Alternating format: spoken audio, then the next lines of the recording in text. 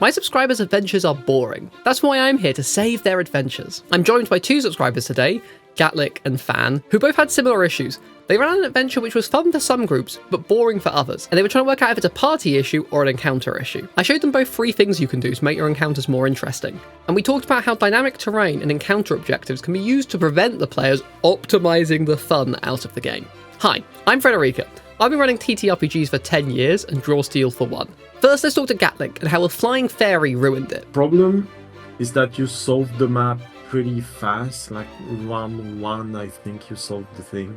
What was the objective you had in the encounter? Fight against the monsters. And because what I wanted to do, make the special mechanic of the map so much of a hindrance that the player could not ignore it. Yep. And so without telling them explicitly you have to deal with this, I wanted them to go deal with this and not just straight up kill the monsters. Okay, my question then is, like, when you look at this encounter map as a player, what you see is like tokens on the map. You see a little bit of water and you see 2 valves at the end of the room. And I think partly because the map is, other than that, very just things on the map. There's nothing. That's the first thing you really see, right? You go, there's tokens and there's these spivet things.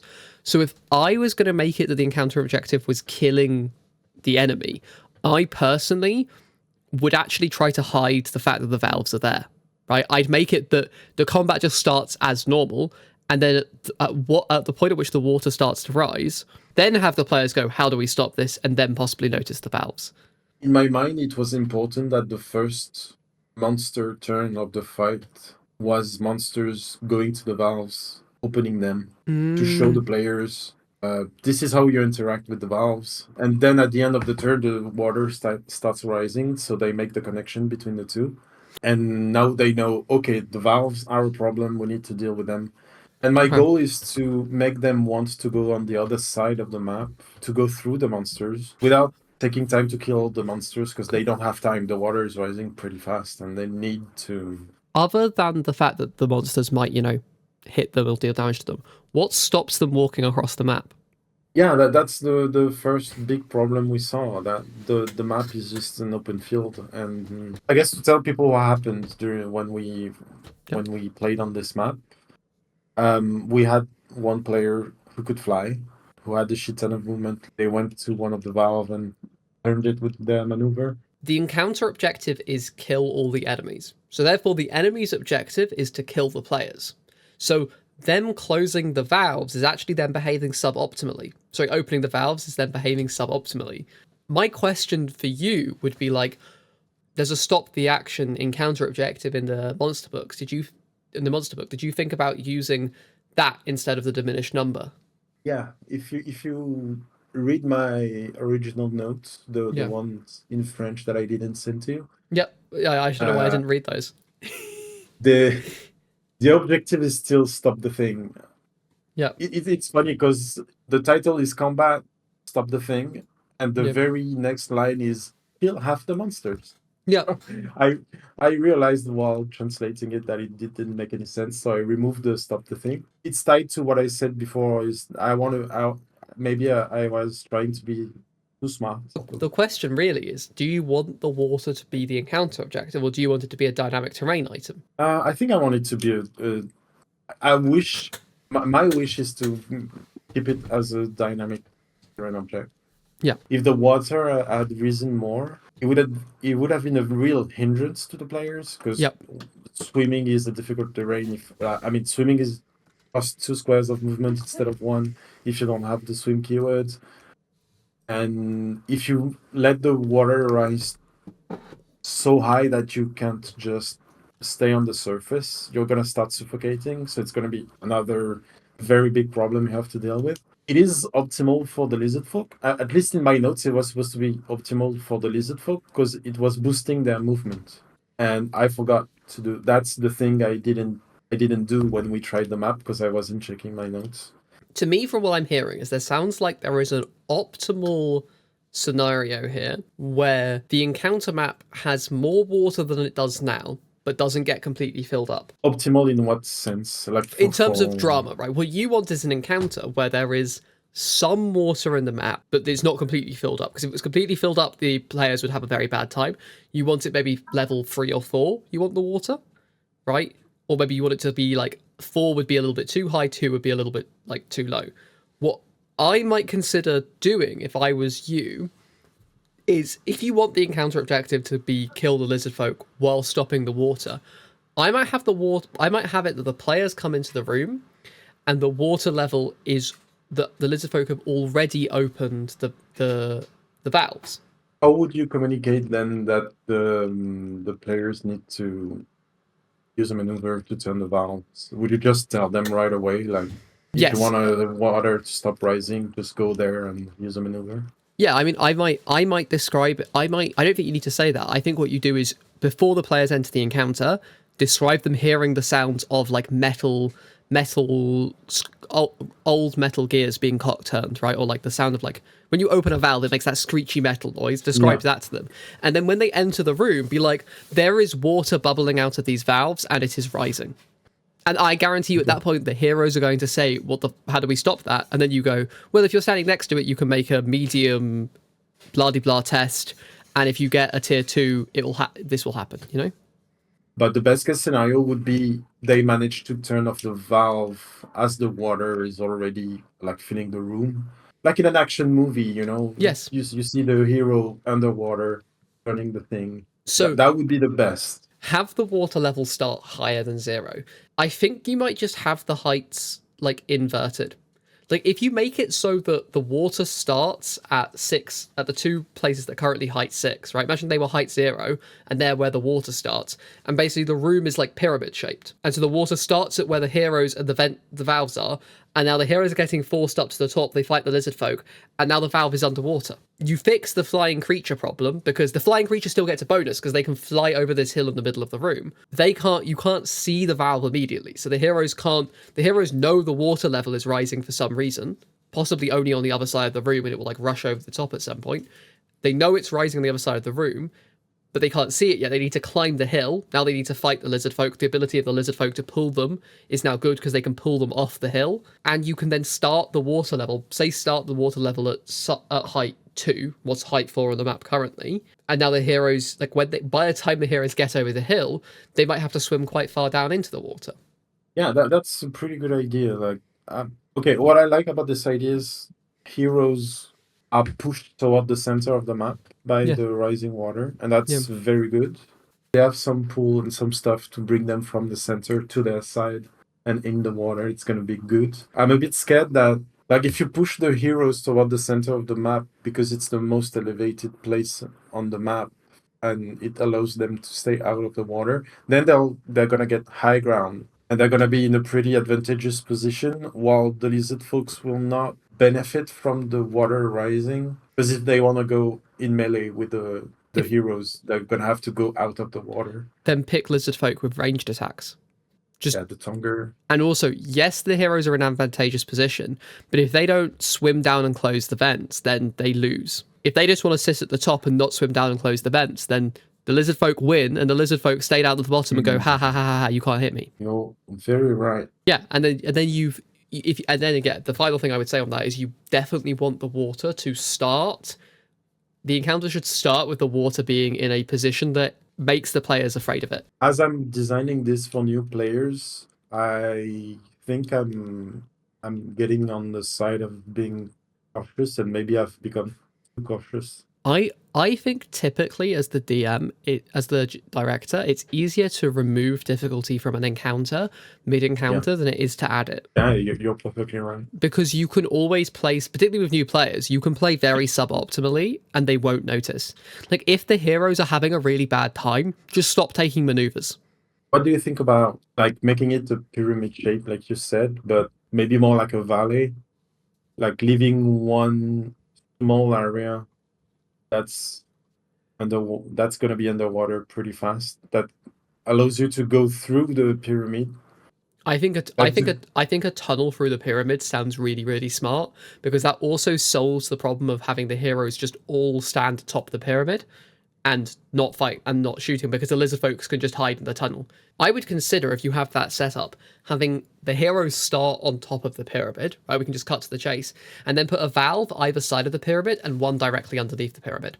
Yeah, I can see it. What did we discuss? The problem was that the encounter didn't have enough teeth. It wasn't challenging enough different types of players. So the group you kind of came across, it, struggled with it, didn't struggle with it. So he suggested raising where the water level starts, making it so that the valves start open, so the lizard folk don't have to spend their first turn doing that. That will make the encounter more challenging. Inverting the map, so instead of it being a valley that the heroes can just fly across, it's now a hill, and putting a tunnel through the middle to be filled up with water and to give the lizard folk somewhere to hide, and I suppose a shadow player ways to get cover and stuff. Any other problems that you think you have, or anything else you'd like to discuss? Yeah, one last thing. I think when we first talked about this encounter, you and another player suggested to, instead of having one big room, divide it in smaller rooms connected by tunnels. Do you think the pyramid shape solved that without the need of making it into smaller rooms? I would suggest on the pyramid still putting in a couple of places of at least cover. Like, we know this is some sort of sewery system, right? So maybe just add some pipes that the heroes could hide behind, or just take cover behind, because particularly if you're going to put ranged enemies on, the heroes are going to want to get cover, and the only other option there would be ducking behind the whole tower and breaking line of effect. But having some sort of staging post halfway down the pyramid on the other side and going up the other side to kind of block cover, to give cover, would probably still be a smart thing to do. But I think that would be like, I didn't bring that up because I felt like that was the next step of the problem, you know? I had some concealment on the map from the get-go. But yeah, no, I think having the tunnel underneath the pyramid, like 90% of it, you know? Okay. I really like I think the pyramid shape is really unlocking the whole thing for me. Before we hop on over to Fan's adventure about an asteroid slowly breaking up into little pieces, I want to quickly tell you that if you want help with your adventure similar to this video, check out the pinned comment for more information about my Patreon, where you can book time like this with me. To summarize it, you get the MacGuffin out of the place, and then all hell breaks loose. Now you need to run back to the portal you came through, because there is a horde that you can't possibly win against. So it is a get from point A to point B encounter. Yes. The issue is, for one group was good, and then for another group was not good. Second group, who it was not good for, found some of it a bit tedious and a bit boring. Yeah. One person made it to the end a lot sooner than the rest, and for them it was just a waiting. There was no tension. The intended experience is it's a tense, not a definitely lose situation, but they're on your heels the whole time. So when you run it, I'm just looking at the map now. I can see that the base map has quite a lot of height variation in the floor, and you have the tentacles coming up from it and the pillars. Was there any other walls or cover elements anywhere else on the map? No, those were the only, what is on the map is what was on the map. Cool. I didn't add anything else.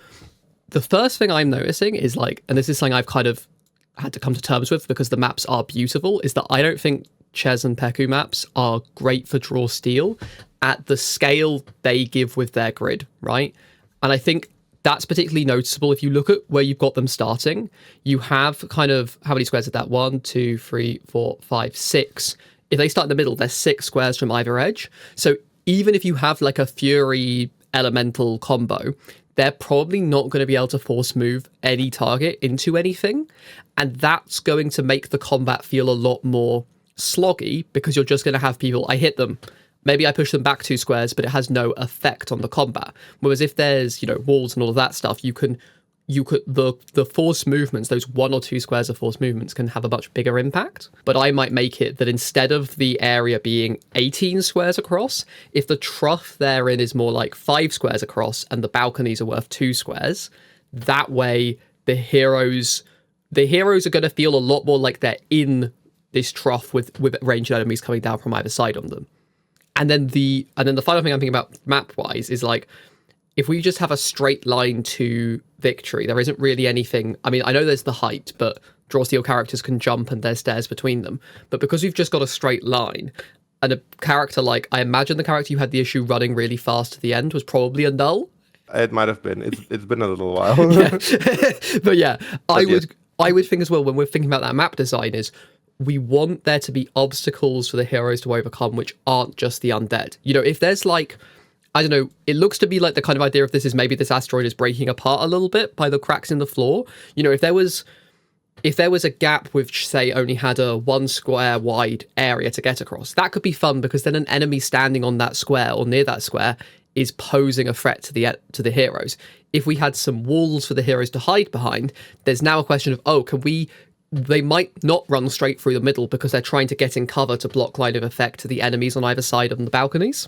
What was the encounter objective you had for this? The encounter objective is to get to the end, to leave. What was the rules you had for that? Was it that the heroes... The full map shows the little energy bridge that goes out at the top.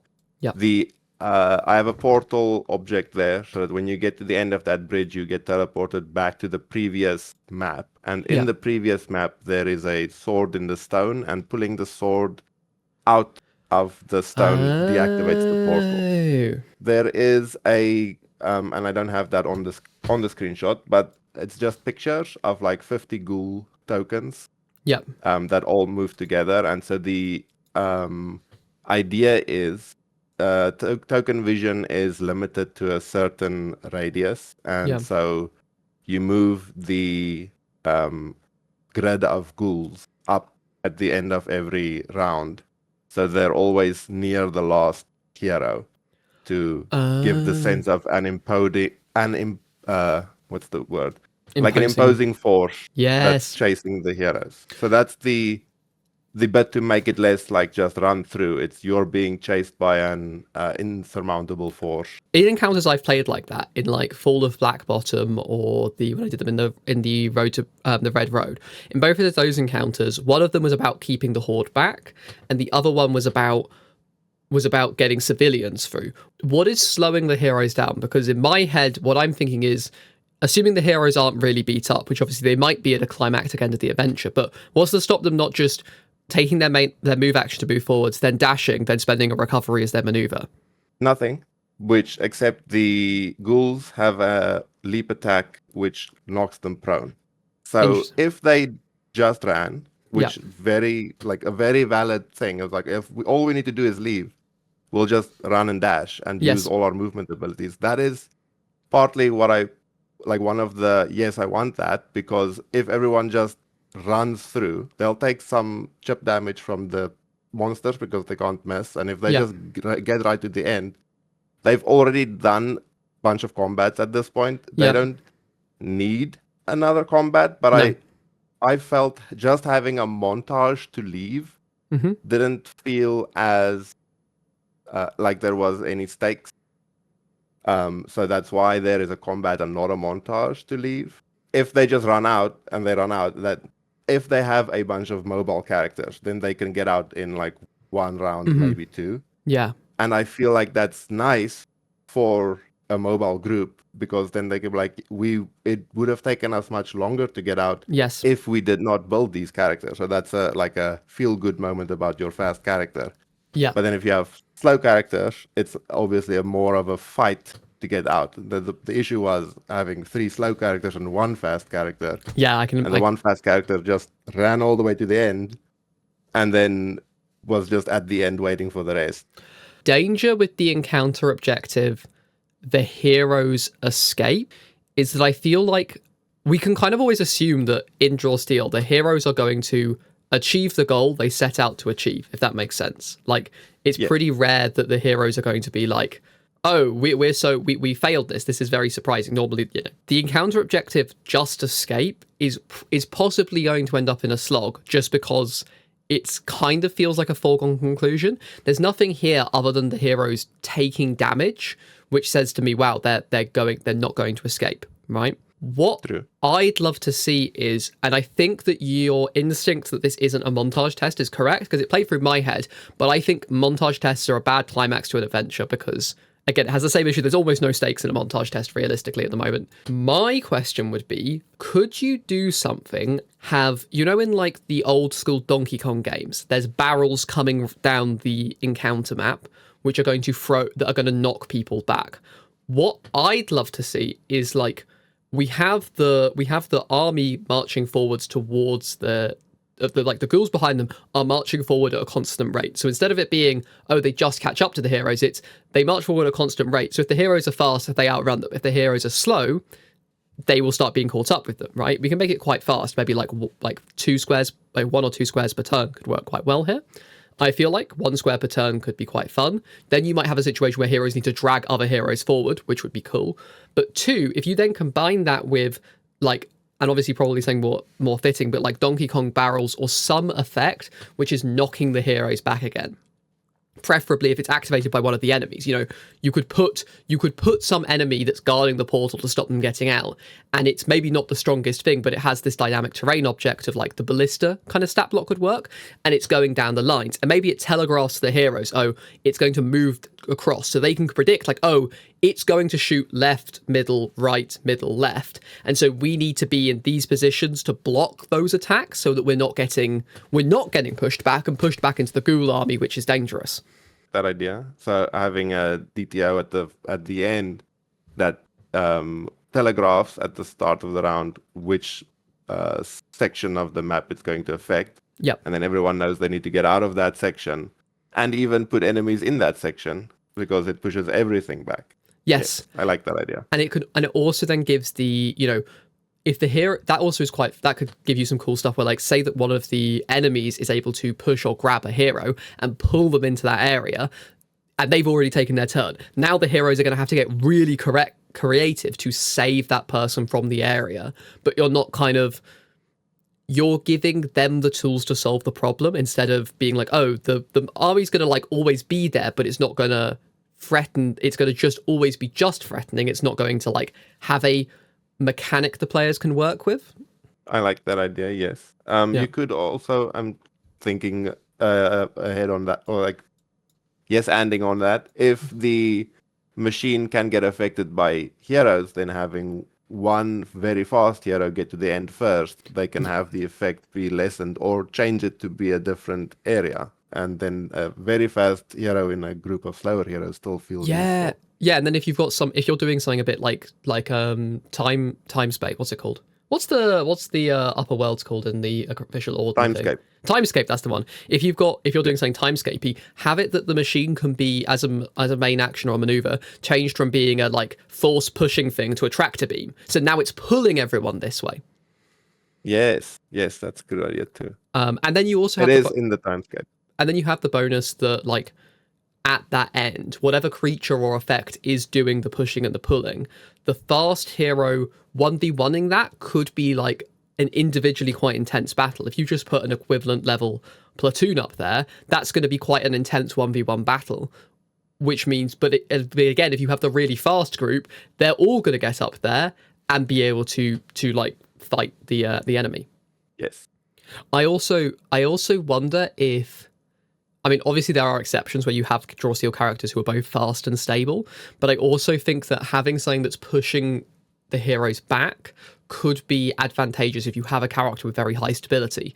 Like I have a dwarf tactician who has like 4 stability, so like, oh, I'm getting pushed back 3 by this tractor beam thing.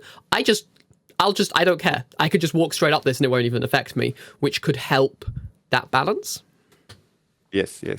And then the final thing, once you've got that in, is if you're adding walls and breaking up the terrain a little bit more, what you can do then is create dead ends that a party might never go to, but they might go into that dead end to get out of the tractor beam, right? If they're in the middle of the battle map and they know that the path forward is straight through the middle, but they need to go into these like little side areas to escape the tractor beam, if they're worried about that seriously, if it's a scary enough prospect, you then create kind of an interesting dynamic effect where they're going to be doing that, and maybe they take a less optimal route because they want to climb over a wall to again avoid the tractor beam. This is for 4th level, did you say? No, it's 1st level. Oh, it's 1st level. Okay, cool. I was about to say we need to worry about flying characters, but probably not so much at 1st level. Yes. If they fly to avoid it, then they have the damage weakness, so that's already balanced in for them. Yeah, no. I mean, I think this is already, like, but where we started this conversation, I think this encounter wasn't bad. From the sounds of it to me, I think you got a little bit unlucky with party comp. I can see that this encounter would be very intense if you had like a bunch of slower moving but high damage dealing characters, because it's like they're constantly fighting off the enemies nearby but never quite fast enough to escape the ghouls. And I can see that it could be fun if you have a group who are all fast, because then they all get to be cool. But I could see that it would be difficult if you've got that kind of 1 and 3 combination. So it can just be sometimes that we make encounters that are good. Things happen in the session which make them not good, if that makes sense. Yes. Yeah. Like, I wasn't like I said, it's not like it ruined the whole thing. It was just like a sort of a well, it's a little bit of a letdown at the end of the adventure. So that's also like there's nothing else to pick up afterwards. Yes.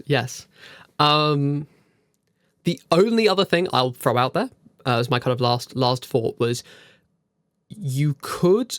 I don't know what the setup as the adventure is, right? So that means that I might say something a bit silly here, but if they are retrieving some sort of item or object from the rest of this adventure, by making that object big, you immediately make this encounter more interesting. Like if you make it that pulling the object takes double movement or something like that, whoever's holding the object, and they can it's like a size 2 object on the battle map that when you can grab onto for free and pull, and it just costs you 1 square of additional movement if your might is less than 2 or whatever, that immediately will change up the battlefield, because now that object being harder to move, you're now going to make the tractor, the pushing of the Donkey Kong barrels affect the object as well, and that could just spice up the encounter. So it's now about, we could all definitely get to the end of this encounter with very little issue, but getting us and the object to the end of the encounter would be a more challenging event.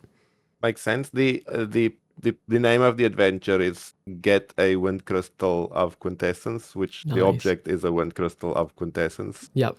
So I don't think it says how big those are. So I suppose you could just have a big wind crystal. Or very dense. Or very dense. Yeah. And so, or just the winds coming off of it makes moving difficult.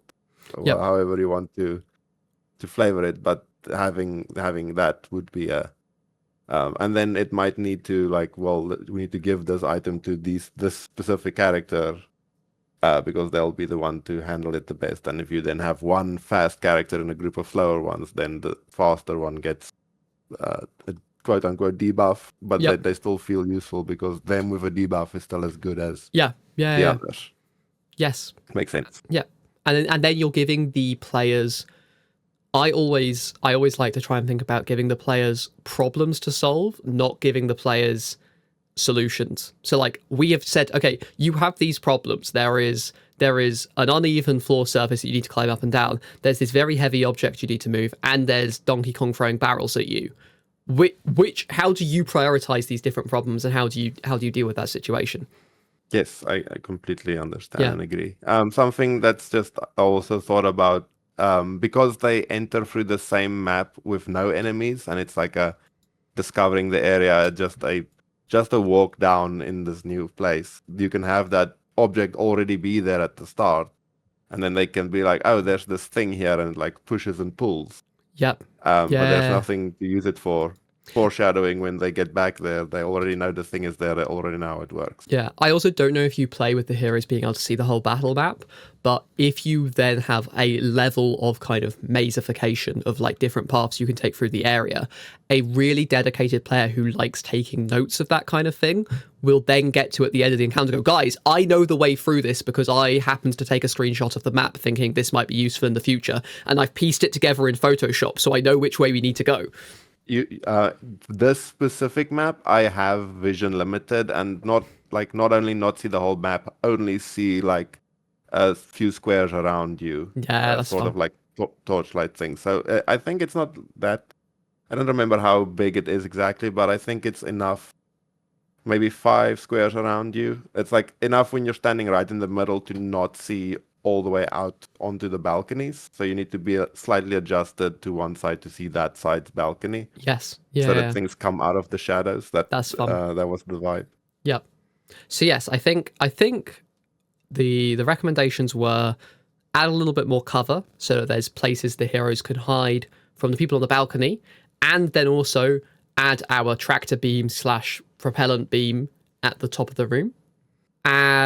We talked about having the ghoul army move at a fixed rate, so the heroes can kind of work around that and predict it. And we talked about making the object something which is affected by all of the same things we've just discussed, and possibly it's heavy and or hard to move.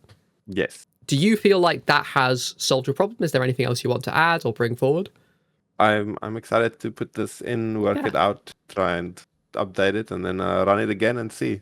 Okay, I look forward to hearing how it goes. Thank you. If you could do me a small favor, could you like the video? It'll help the YouTube algorithm know to show this to more directors in the future. If you want more director advice, check out this video. And if you want a longer look at adventure design, check out this big one over here. Thanks so much for watching.